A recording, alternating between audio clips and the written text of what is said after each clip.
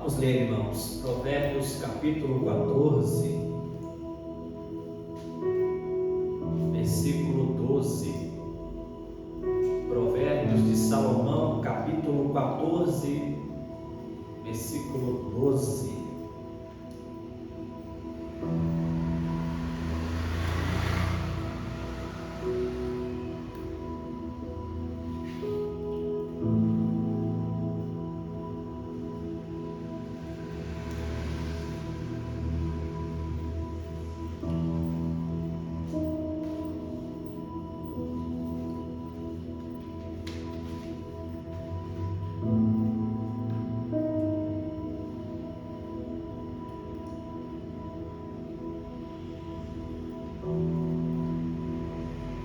Diz assim, irmãos: há caminho que ao homem parece direito, mas o fim dele são os caminhos da morte. Amém? Vamos fazer um momento de oração. Senhor Deus e Pai, nós apresentamos a Tua palavra que foi lida, e eu necessito inteiramente do Senhor. Fala conosco mais uma noite, abençoa-nos, Senhor, pelo poder da Sua palavra, em nome de Jesus Cristo. Amém. Glória a Deus. Quantos podem aplaudir ao nome do Senhor?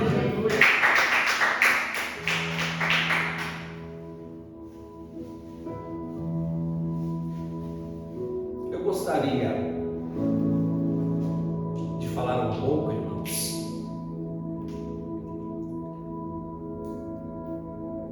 sobre este texto, este versículo. E se eu fosse dar um tema, irmãos, para essa pregação, eu diria: falsas esperanças de salvação.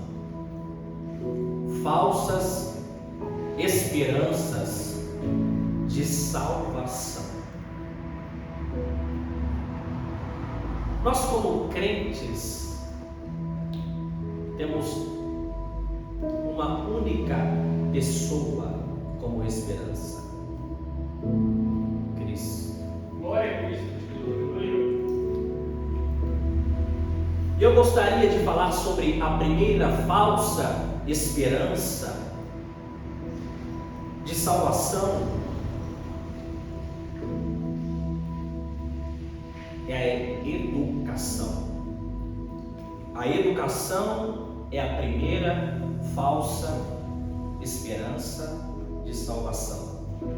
Em duas ocasiões, irmãos, separadas, Paulo adverte Timóteo sobre o perigo de se depender da educação.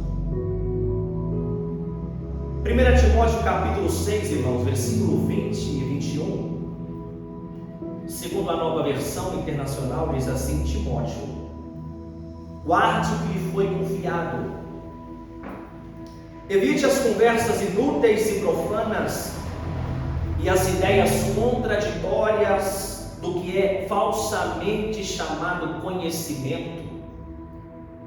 Em outras traduções diz assim: do que é falsamente chamado ou chamada ciência. A ciência que se opõe à verdade de Deus, do Deus Criador. Aleluia. Paulo diz no versículo 21 de 1 Timóteo capítulo 6 que, professando lá alguns tomando posse dessa ciência de que Deus não existe, a ciência que se levanta contra o Deus Criador, contra também os seus princípios. Ele diz: professando-a, alguns desviaram-se da fé. 2 Timóteo no capítulo 3, irmãos, versículo 7, fala da extrema corrupção nos últimos tempos. Ali, irmãos, fala sobre pessoas que estão sempre tentando aprender, sempre tentando aprender algo, sempre tentando descobrir, mas nunca chegam ao conhecimento da verdade. Quem é a verdade? Cristo. Aleluia, glória a Cristo. Eles correm de uma parte para outra, buscando conhecer, buscando coisas novas, mas nunca chegam a conhecer a Cristo. Muitos dos famosos, ou muitos dos criminosos mais famosos do mundo, irmãos, eram homens que possuíam um alto grau de instrução e um alto grau de conhecimento. Um jovem, alguém comentou um dia que abandonou a escola, irmãos. Ele pode roubar um pequeno comércio, mas se ele conseguir um diploma, irmãos, poderá roubar a rede de supermercados inteira. A educação secular não pode resolver a questão, o problema do pecado humano. Aleluia. E essa é uma falsa esperança. E em segundo lugar, irmãos, eu gostaria de falar como falsa esperança, ser membro de uma igreja, participar de alguma denominação. O motivo bíblico, irmãos, para se congregar numa igreja local não é obter a salvação, mas sim colocá-la em prática. Hebreus no capítulo 10, no versículo 25, irmãos, o escritor diz assim, segundo a Nova Versão Internacional: não deixemos de reunirmos como igreja. Aí ele diz, segundo o costume de alguns, mas encorajemo-nos uns aos outros, ainda mais quando vocês veem que se aproxima o dia. Hoje nós temos o movimento dos desigrejados, e isso é um sinal do fim. E naquele tempo da carta aos Hebreus já era o costume de alguns. O escritor diz, alguns apontam a carta aos Hebreus, que Paulo a tenha escrito, eles não deixemos de nos reunir como igreja. Aleluia, glória a Deus.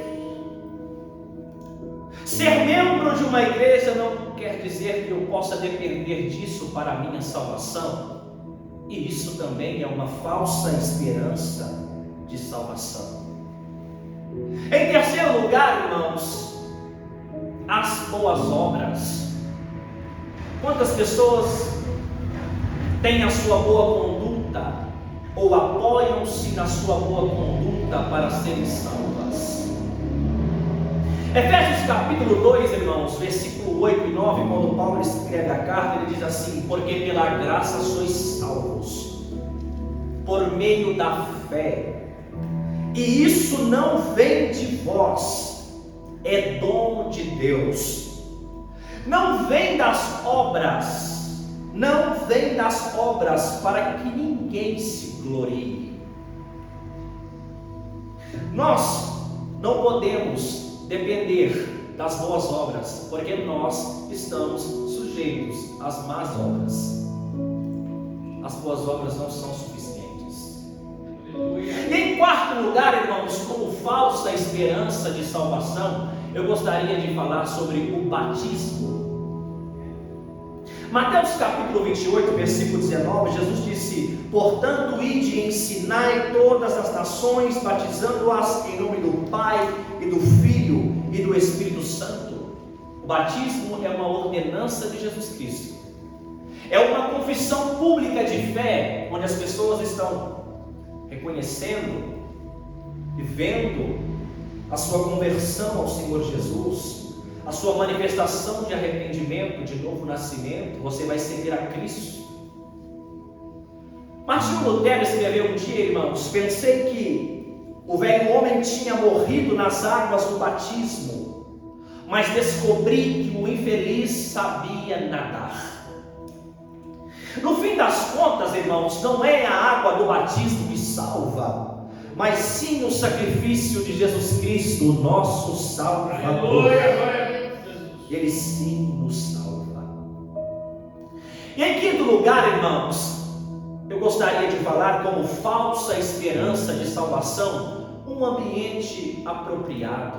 Quantas pessoas dizem que os índices de criminalidade, de roubo, de assassinatos eles sobem devido à escassez de recursos daquela região, devido à escassez da educação, e elas dependem de um ambiente apropriado para se salvarem. Um doutor ou um pastor americano escreveu, irmãos, que os sociólogos, aqueles que estudam sobre os comportamentos sociais, eles se contentam em tratar da acne na pele da humanidade quando a verdadeira doença está na corrente sanguínea, o pecado. A sorte, irmãos, de ter experimentado um ambiente apropriado e confortável, talvez leve alguém ao sucesso, a um salário melhor, a uma posição melhor, a uma colocação melhor na sociedade, mas jamais o levará à salvação.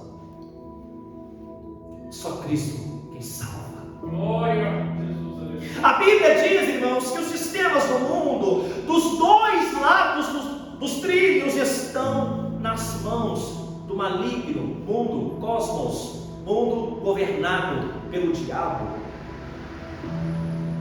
Não há neutralidade, irmãos. Ou nós estamos em Cristo, ou nós estamos no maligno.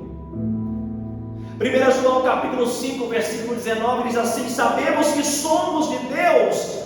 E ele diz: e que todo o mundo, sistema, está no maligno. Aleluia. O ambiente apropriado é uma falsa esperança de salvação. Quantos homens que nasceram em um palácio e foram cruéis em suas vidas. E em sexto lugar, irmãos, como falsa esperança de salvação, guardar a lei. O Antigo Testamento, irmãos, a lei mosaica, contém 613 mandamentos. E Tiago diz, irmãos, que se desobedecemos a apenas um, somos culpados de desobedecer a todos eles. Tiago capítulo 2, versículo 10 diz assim, irmãos: porque qualquer que guardar toda a lei e tropeçar em um só ponto, tornou-se culpado de todos. A lei funciona como uma corrente, como um elo de corrente, de maneira que você quebrar um elo, você quebra todos eles. Guardar a lei é uma falsa esperança de salvação. E em sétimo lugar, irmãos, viver baseado na regra de ouro. Existe uma razão bem simples, irmãos, pela qual uma pessoa não pode experimentar a salvação.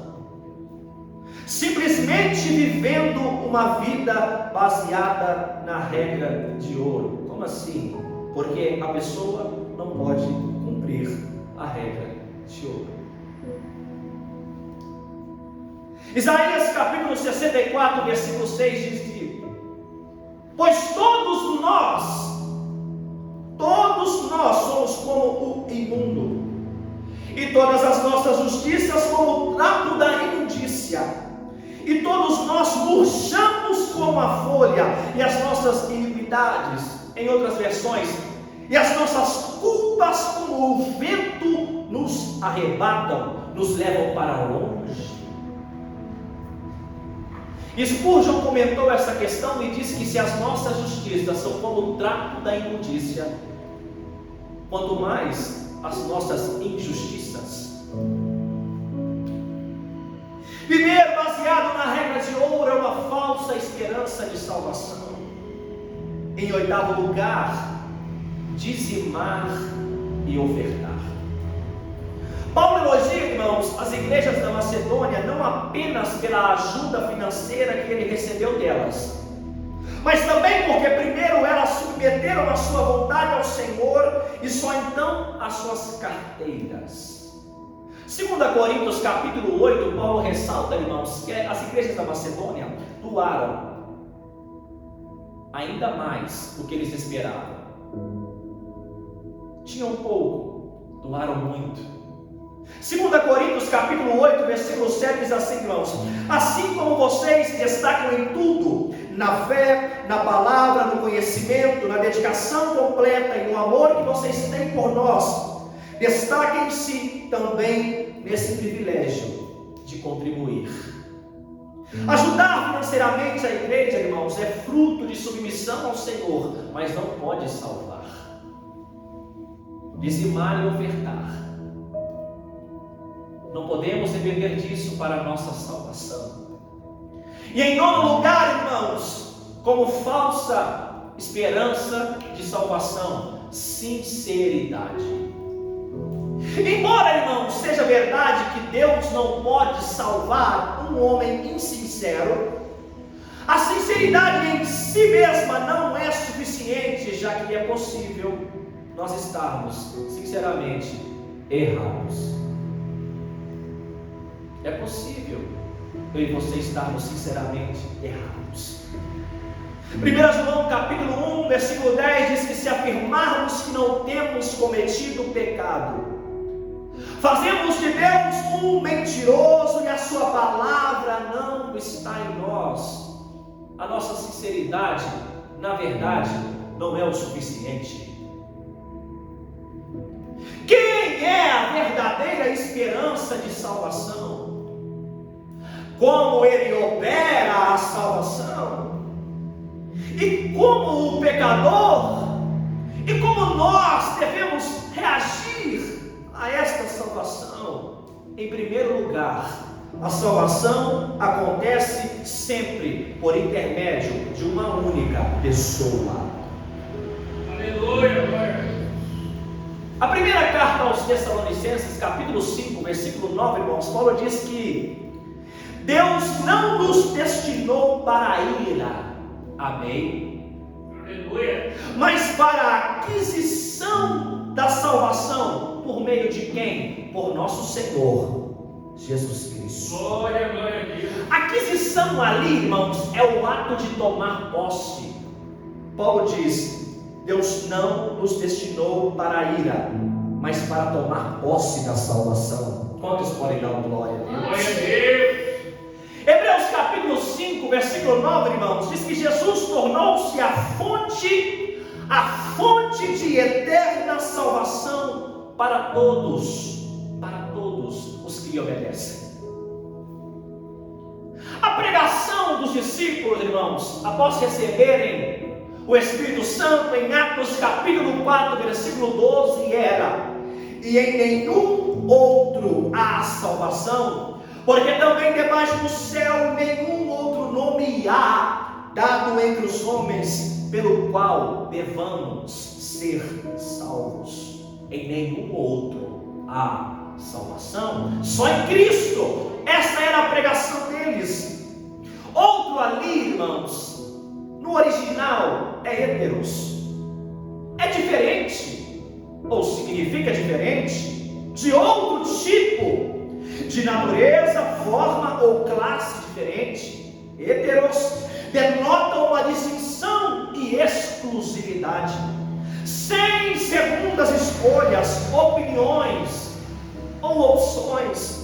Jesus, ali, Atos 4,12, é o único caminho, irmãos. Não há nenhum outro. Essa era a mensagem dos apóstolos. Aleluia. Jesus disse: eu sou o caminho. Ele não disse: eu sou um dos caminhos. Ele disse: eu sou o caminho. Aleluia. Há salvação somente em Jesus Cristo. Aleluia, glória a Jesus. O livro de Jonas, irmãos, no capítulo 2, versículo 9, está escrito que do Senhor vem a salvação. Dele vem a salvação. Aleluia. E em segundo lugar, irmãos, a salvação acontece sempre por meio do seu sangue. Por meio do sangue. de Jesus Cristo. A carta aos Hebreus, capítulo 9, versículo 22, diz assim, irmãos: e quase todas as coisas, segundo a lei, se purificam com sangue, e sem derramamento de sangue não há remissão. Eu estava estudando sobre isso, irmãos, e eu vi que o antigo tabernáculo, irmãos, precisava ser santificado borrifando-se sangue de animais, espargindo, borrifando-se. Nada naquele tempo era considerado purificado sem a marca do sangue derramado. Sabe como Deus vê santidade em mim e em você? Quando Ele olha em nós e vê o sangue do seu Filho. Porque nada sem sangue de Jesus, nada sem o sangue de Jesus é considerado santo. Glória a Cristo. Não é a nossa conduta que nos santifica, segundo a Bíblia, é o sangue de Jesus Cristo que pode nos tornar santos diante de um Deus santo. Aleluia! O escritor vê ali, irmãos, um tipo de vida espiritual. Nada era considerado purificado sem a marca do sangue derramado. Sem o derramamento do sangue de Jesus, do sangue de Jesus Cristo, irmãos, não há remissão dos pecados. Não há. Remissão, irmãos, em Hebreus capítulo 9, versículo 22, é apesis no original. A palavra significa uma libertação de cativeiro ou prisão, com a qualidade adicional de cancelar todo julgamento, presta atenção, punição, de cancelar toda obrigação e de cancelar toda a dívida. Essa é a remissão de Cristo. Apise significa também demissão, mandar embora. A remissão de Cristo, irmãos, o que quer dizer nesse texto? Ela demitiu, ela mandou embora toda a condenação que estava em mim e em você. Toda a sentença que estava sobre nós de condenação, Ele demitiu. Aleluia. Aleluia. Porque Ele nos salvou. Jesus na cruz cancelou todo o julgamento daqueles que creem. Ele cancelou toda a punição daqueles que correm para Ele para serem salvos. Ele cancelou toda a obrigação. Não há nada mais, não há esforços, porque Ele deu o seu sangue. Você não poderia comprar, Ele te ofereceu. Ele cancelou toda a dívida, porque não havia nada que o ser humano poderia fazer para pagá-la. Ele deu o seu sangue. Aleluia. E Ele mandou embora a sentença de condenação que estava sobre nós. Romanos capítulo 8, versículo 33 e 34. Paulo escreve: quem tentará acusação contra os escolhidos de Deus? É Deus quem nos justifica. Quem nos condenará? Pois é Cristo quem morreu, ou antes quem ressuscitou dentre os mortos, o qual está à direita de Deus e também intercede por nós. A vitória é daqueles que creem em Jesus, porque Ele deu o seu sangue. Hebreus capítulo 7, versículo 25 diz assim: portanto, pode salvar perfeitamente aqueles que por meio dele vão a Deus. Por quê? Porque Ele vive sempre para interceder por ele. Ele vive sempre para interceder por eles. Aleluia. Há uma pessoa entre nós e Deus, o maior, o mais poderoso, o mais amoroso, aquele que doou a sua vida. Ele intercede por nós. Jesus deu o seu sangue, irmãos, e esse sangue precisou ser, primeiro, inocente. Segundo, ele precisou ser derramado. E terceiro, ele precisou aplicado. Hebreus capítulo 9, versículo 14, segundo a nova tradução da linguagem de hoje, diz assim, irmãos: imaginem então quanto maior ainda é o poder do sangue de Jesus Cristo.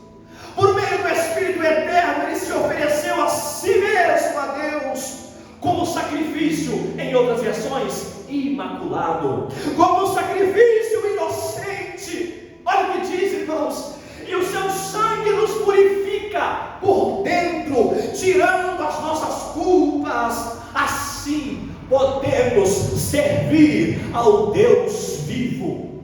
Aleluia! O seu sangue pode nos purificar por dentro. O seu sangue pode sarar as questões que envolvem a nossa queda.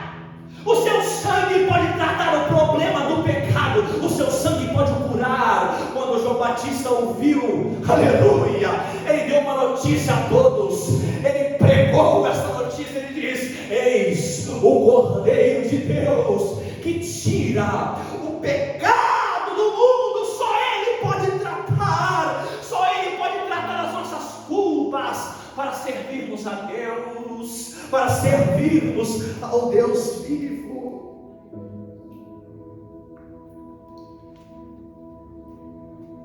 Era sangue inocente. Esse sangue precisou ser também derramado.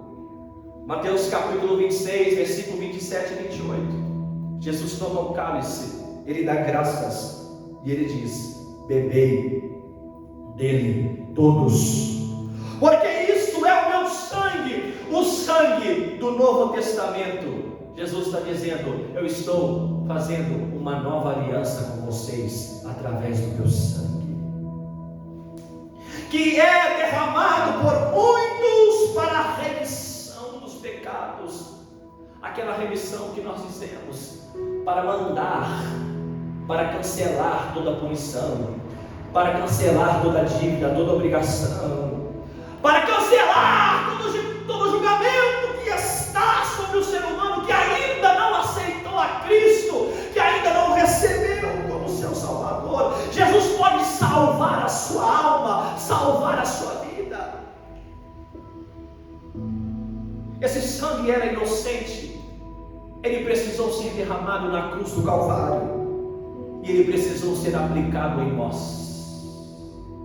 Apocalipse capítulo 1, versículo 5, quando João está começando a carta, ele diz: Jesus Cristo, aquele que nos ama e em seu sangue nos lavou, aleluia, glória a Jesus, dos nossos pecados. É interessante que João não escreveu: ele vai nos lavar, ele diz: nos lavou. Aleluia. Porque Jesus fez essa obra na cruz do Calvário. Glória a Jesus. Ele aplicou o seu sangue em nós. Isaías capítulo 1, versículo 18, irmãos. Ele diz: venham, vamos refletir juntos. Ainda que os vossos pecados sejam como a escarlata, se tornarão brancos como a neve. Ainda que sejam vermelhos como o carmesim, se tornarão brancos como a lã. Ele está dizendo: pode serem graves, expressivos, a mancha pode ser nítida, aguçada, aleluia, mas o sangue de Jesus Cristo pode purificar, pode tornar branco como a neve, aleluia. O sangue de Jesus Cristo pode nos lavar. O sangue de Jesus Cristo nos lavou. Em terceiro lugar, irmãos, a salvação acontece sempre por meio da sua graça. Tito capítulo 2, quando Paulo escreve a carta, versículo 11, ele diz assim: porque a graça de Deus se há manifestado, trazendo salvação a todos os homens, a todos os homens. O que é graça, irmãos? Charis no original. É um favor que não foi merecido. Graça é algo bom que é dado mas porque a pessoa que dá é generosa. Quando alguém, irmãos, oferece um presente de graça, significa que quem recebe não tem que pagar pelo presente, nem se esforçar por merecê-lo. Graça é um ato de amor incondicional, não depende da pessoa que recebe. A graça revela o bom caráter de quem dá, não de quem recebe. Graça. Por que as pessoas serão condenadas? Porque negaram a graça. Aleluia. Ela está aí. É um favor. É gratuito. Romanos capítulo 6, versículo 23 diz: porque o salário do pecado é a morte, mas o dom gratuito de Deus, gratuito, Aleluia. gratuito, é a vida eterna por Cristo Jesus, nosso Salvador. Essa graça está sendo manifestada, ela é gratuita. Ele nos ofereceu, aceite-a. A graça, alguém escreveu, é de graça, mas nunca foi barata. Ela custou o sangue do Filho de Deus. Aleluia, glória ao Senhor, aleluia. A graça é de graça, mas não é barata. Ela custou o sangue daquele que não pecou, daquele que não merecia. Como nós, irmãos, devemos reagir a essa salvação? E em quarto lugar, nós devemos tomar posse, se apropriar dessa graça, através de quê? Pela fé. Aleluia, glória a Deus, glória a Jesus. Hebreus 11, versículo 6 diz que sem fé é impossível agradar a Deus. Porque é necessário que todo aquele que aproxima de Deus, que se achega a Deus, creia que Ele existe e que Ele é galardoador, recompensador daqueles que buscam. Nós precisamos mergulhar em Hebreus capítulo 10, versículo 38, que diz que o justo viverá da fé. O justo viverá da fé. Do que eu e você temos que viver? Fé.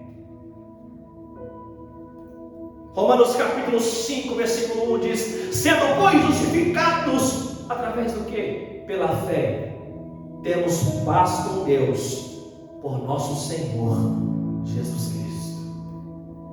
Nós somos justificados pela fé. E o que é ser justificado? Ser declarado justo diante de Deus. Quem fez isso? Cristo, através do seu sangue. Não há mais legalismo. Não há como comprar aquilo que Ele já me deu. Ninguém poderia levar algum mérito na sua própria salvação. Ninguém poderá, porque Ele já o fez. Apenas o receba, apenas a receba e seja grato, e seja grata. Apenas receba essa salvação. Em quinto lugar, essa graça é acompanhada da paz do Salvador. Quando eu recebo esse dom gratuito, eu entendi que Ele já fez tudo. Ele cancelou o julgamento, irmãos. Ele cancelou a punição. Ele cancelou a obrigação. Ele cancelou na cruz do Calvário toda a dívida. Eu estou nele. A minha vida é nele. Aleluia. E a sua paz vem e habita dentro de mim, porque agora eu não estou mais em guerra com Deus, porque o sentimento de dívida já foi embora. Agora eu amo porque Ele me amou primeiro. Aleluia. Alguém disse que não há maior ato de obrigação do que o amor. E quando Ele coloca o seu amor dentro de mim para com Ele, é amor. Eu não faço para merecê-lo. Eu não faço mais para comprá-lo. Eu faço porque Ele colocou dentro de mim o seu amor para com Ele. Essa graça é acompanhada da paz do Salvador. Nós não estamos mais em guerra com Deus. Romanos capítulo 1, versículo 7, quando Paulo começa a escrever a carta, ele fala sobre esse fundamento. Ele diz: a todos os que estáis em Roma, amados de Deus, chamados santos, graça e paz. Graça e paz de Deus, nosso Pai, e do Senhor Jesus Cristo. Paulo fala em sequência, escreve em sequência: graça, favor de Deus e paz. De onde, Paulo?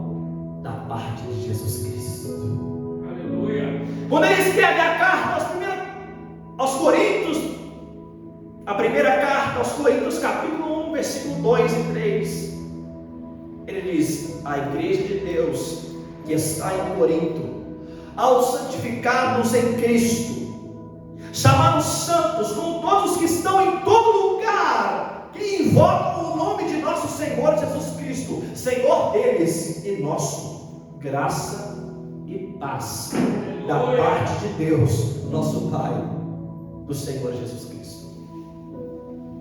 Quando ele começa a escrever a carta aos Gálatas, capítulo 1, versículo 2 e 3, ele diz: as igrejas da galáxia, graça e paz, da parte de Deus, da parte de Deus Pai e da de nosso Senhor Jesus Cristo.